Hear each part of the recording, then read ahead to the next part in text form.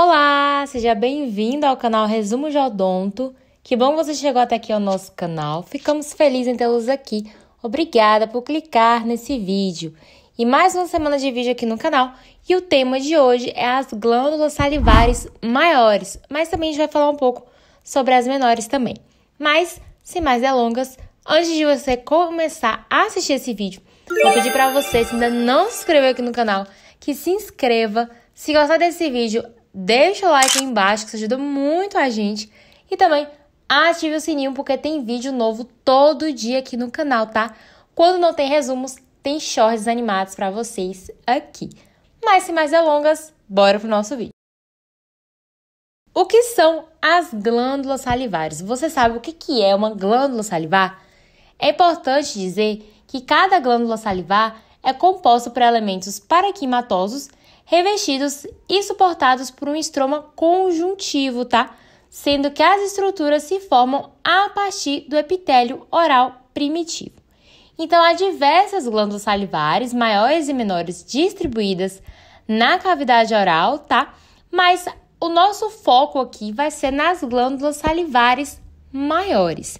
E é sobre elas que a gente vai falar agora, que são as principais: a parótida, a sublingual e a submandibular.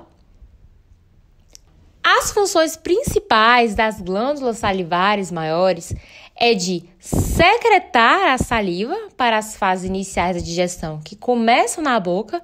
Então, a partir do momento que você coloca o bolo alimentar na cavidade oral e começa a mastigar ele, a saliva ela vai soltando, né? Existe saliva serosa e mucosa, e ali as glândulas salivares maiores já estão fazendo a sua função na fase inicial da digestão, que é a mastigação e deglutição. Além disso, ela também é responsável por proteger e lubrificar a cavidade oral. Começando a falar sobre as glândulas, a primeira que nós iremos falar é a glândula parótida. Essa que é localizada entre o ramo da mandíbula e o músculo esternocleidomastoide, tá? Ela é excretada através do ducto de Stensen, que a gente não vai focar muito aqui nesse vídeo, porque não é o intuito dos nossos resumos, tá? Mas só para vocês saberem que ela é excretada por esse ducto. A glândula parótida, ela apresenta-se uma saliva do tipo serosa. E além disso, é responsável por produzir uma enzima chamada alfa-amilase, que é responsável por dar início à digestão química do amido. Além disso, a glândula parótida é a maior das glândulas salivares, produzindo de 25% a 30% de saliva total. A próxima glândula que a gente vai falar é a glândula sublingual. Essa, como a gente consegue ver na imagem, tá?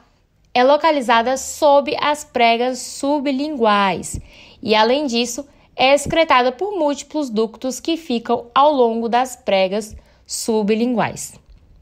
Essa glândula, por sua vez, tem uma saliva do tipo mucosa, responsável por secretar a menor porção de saliva por dia entre as glândulas maiores, cerca de 5%. Essa é a única que possui várias aberturas ductais que cursam-se ao longo das pregas sublinguais. Por essa razão, ela é responsável por secretar a saliva do tipo mucosa. E por fim, a glândula submandibular. Como o próprio nome dela já fala, né? É localizada sob ou próximo à língua. A gente geralmente consegue observar sendo excretada na papila sublingual, que fica embaixo da língua no ducto de Wharton, tá? Então, gravem esse nome que é muito importante. A glândula submandibular é excretada pelo ducto de Wharton, enquanto que a glândula parótida pelo ducto de Stensen, tá? Então, as provas, elas podem fazer essa pegadinha com você. A glândula submandibular, ela é secretada saliva mista, ou seja, tanto uma saliva do tipo mucosa quanto serosa. Assim como as outras glândulas produzem saliva, a glândula submandibular já é responsável por produzir a maior quantidade de saliva das três, cerca de 70% dos casos, tá? Então, como a gente viu, a gente acabou de falar, na verdade, a sublingual é apenas 5%. E essa é 70% do débito total diário. Então, ela é uma glândula pareada e produz de longe a maior quantidade de saliva de todas. E agora que vocês já sabem um pouco sobre as glândulas, é importante que a gente relembre como elas funcionam, não é verdade? Então, como é que a gente consegue observar um mecanismo de formação das glândulas? A gente pode ver aqui na imagem o que é conhecido como adenômero. Esse adenômero, ele fica responsável por ser a unidade funcional das glândulas, composto por unidades secretoras terminais que se abrem em ductos intercalares, depois estriados e por fim excretores. E por ela apresentar toda essa formação, ela consegue ser essa unidade morfofuncional das glândulas salivares maiores, tá? Então, é um parênquima, tá? De uma glândula. E ela é muito importante na formação por elas serem células miopiteliais, contráteis e pavimentosas. Então, elas fazem um papel muito importante na produção da secreção dessas células para o seu ducto excretor, tá? Então, um pouco de histologia para a gente saber rapidamente como é a unidade funcional das glândulas. E como a gente falou, elas possuem algumas funções também. Vamos relembrar? Primeiro de tudo, ela é responsável por secretar conteúdo salivar na boca. Então, a gente viu que tem a saliva do tipo mucosa, a saliva do tipo serosa, a saliva do tipo mista. Então, uma das funções dela é de secretar a saliva. É responsável também por lubrificar e proteger a boca. Então, a saliva tem essa função também, tá? Ajuda na digestão dos alimentos, os mastigando para o bolo alimentar que vai ser criado. E também é responsável por contribuir para a digestão através das enzimas que são secretadas na saliva. Então, elas possuem várias funções que é importante que a gente relembre, tá? Porque são questões que podem cair sim em concurso, em provas de residência, provas da sua faculdade também, tá? E agora vamos falar um pouco sobre as glândulas salivares menores. Essas são classificadas com base à natureza da saliva que excretam, assim como as glândulas salivares maiores, que é o caso da parótida, sublingual e submaxilar, porém elas variam em tamanho, tá? Então, as glândulas salivares menores têm uma saliva por mucosa e são localizadas em diferentes regiões da cavidade oral, tais como a própria cavidade oral, lábios, mucosa lingual, mucosa labial, palato mole, partes laterais do palato duro, assoalho da boca e entre as fibras musculares da língua também.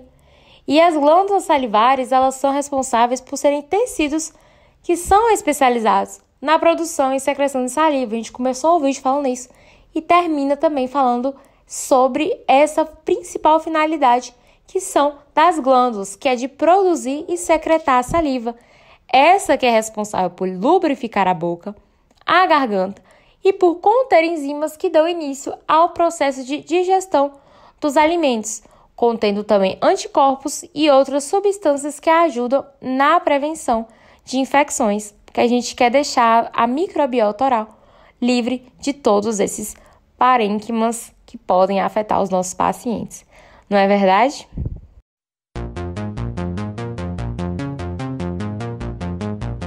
Bom, gente, então essa foi a nossa videoaula. Eu espero muito que vocês tenham entendido.